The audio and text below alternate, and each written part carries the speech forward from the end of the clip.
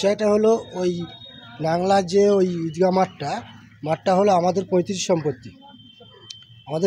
সম্পত্তি।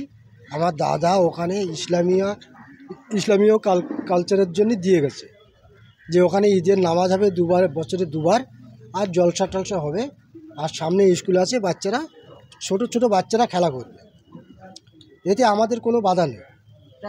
দেখছি প্যান্ডেল করা হয়েছে এবং তৃণমূলের ঝান্ডা ভরাডুবো, কি বলবেন বিষয়টা কি?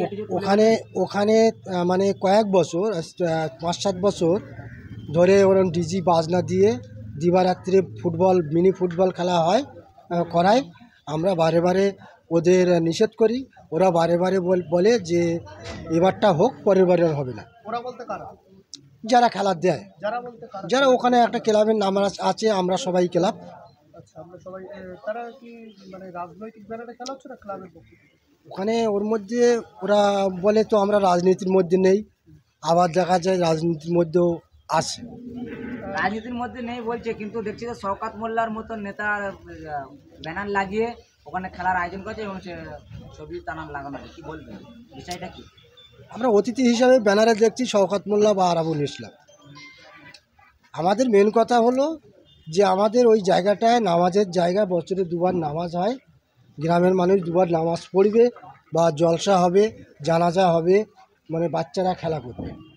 অতএব এইভাবে ডিজি বাজনা দিয়ে মানে খেলা আমাদের পক্ষে অসম্ভব বা নিষিদ্ধ। এখন চাইছি যে ওখানে ওইভাবে খেলা হবে না, ঈদের নামাজটাই হবে।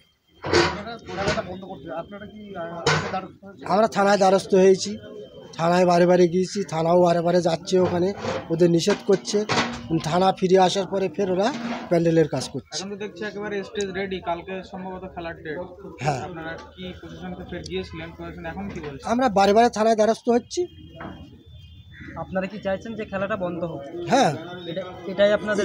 এটা তো এখনকার কথা না, এটা প্রথম থেকে, আজ কয়েক বছর বলছি। জায়গাটা কি আমাদের নিজস্ব জায়গা।